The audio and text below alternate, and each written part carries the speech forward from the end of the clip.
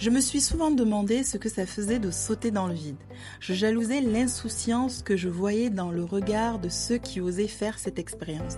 Et au fond de moi, j'avais cette étincelle qui avait envie, elle aussi, de connaître cette insouciance à nouveau. Le déclic est survenu lorsque j'ai réalisé que certaines de mes peurs m'empêchaient de profiter des activités en famille ou encore des moments entre amis. J'ai donc décidé de travailler sur moi afin d'apprivoiser ces peurs. Il faut savoir que même faire de la balançoire était pour moi un grand défi. C'est donc par ce premier que j'ai commencé.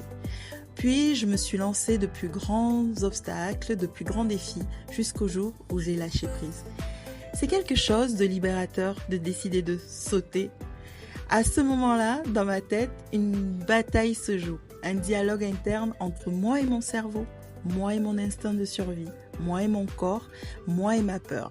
Avant de sauter, je me dis, je n'ai rien à perdre. Je suis en sécurité. Il ne va rien m'arriver. Que je dois me lancer et décider de voir ce qui se passera. Je me répète ces phrases depuis le début de ma préparation en janvier 2023. Puis, je ferme les yeux. Les yeux clos, je sens mon cœur qui palpite à toute allure. Aucun des scénarios catastrophiques que j'avais imaginés ne s'est produit. Alors, j'ouvre les yeux. C'est juste waouh! Ce que j'ai appris, c'est que lorsque quelque chose nous tient à cœur, nous devons tout mettre en œuvre pour le réaliser.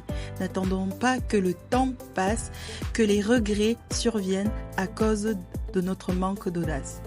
Nous ne savons pas combien de temps nous avons sur cette terre, mais nous pouvons décider de la manière dont nous allons vivre ce temps, de la manière dont nous allons oser faire les choses.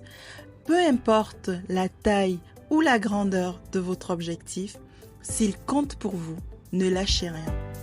Prenez soin de vous et n'oubliez pas que c'est possible de transformer le négatif en positif.